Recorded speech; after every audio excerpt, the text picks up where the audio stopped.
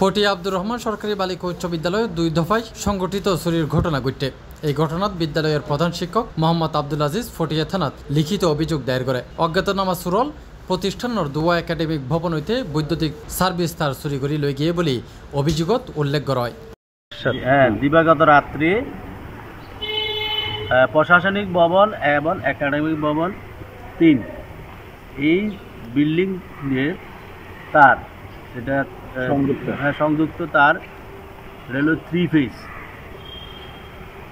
মোটা তার, যার মূল্য ছিল যে 1,70,000 টাকা। সেটা দ্বারা একবারে গোড়া থেকে খাম্বার ওখান থেকে 5-10 হাজার পর থেকে বাকিটা কেটে নিয়ে যায়। প্রথমবার চুরির ঘটনা ঘটে গত 10 জুলাই বিকাল হইতে 13 জুলাই সকাল 7টার মধ্যে।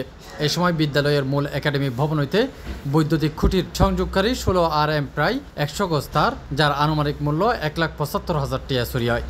আবার সেই একই মাসে এই 10-12 দিন 15 দিনের মাথায় আবার কি করলো, 22 তারিখ দিবাগত রাত্রে আবার নতুন ভবনের জন্য যে একই বিদ্যুৎ লাইন আনা হয়েছে সেটাও তারা একেবারে কি মাথা থেকে কি লাইনের গোড়া থেকে সাপ্লাই সংযোগ থেকে শুরু করে একদম কি মিটার পর্যন্ত নিয়ে গেছে।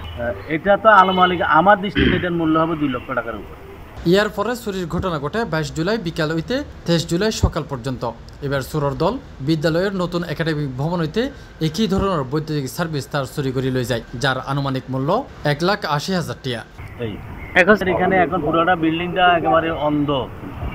হ্যাঁ, এখানে কোনো ক্লাস করা যাবে না, কোনো কিছুই করা যাবে না। এখানে আমি পরীক্ষা নিতে সেটাও বন্ধ।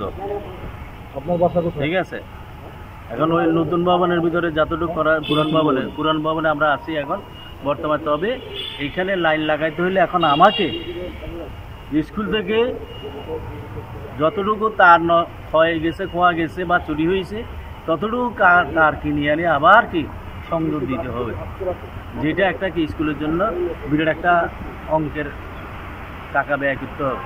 বিদ্যালয়ের প্রধান শিক্ষক জানায় তিনি পারিবারিক কারণে ঢাকাতে অবস্থান করছিল এবং ভারপ্রাপ্ত হিসেবে দায়িত্ব পালন করছিল সহকারী প্রধান শিক্ষক কল্লুর কুমার বৈদ্য। তিনি তার ফোনে বিষয়গ অবহিত করে। পরবর্তীতে ঘটনাস্থলত আইরে বিষয়গ নিশ্চিত হয় প্রধান শিক্ষক।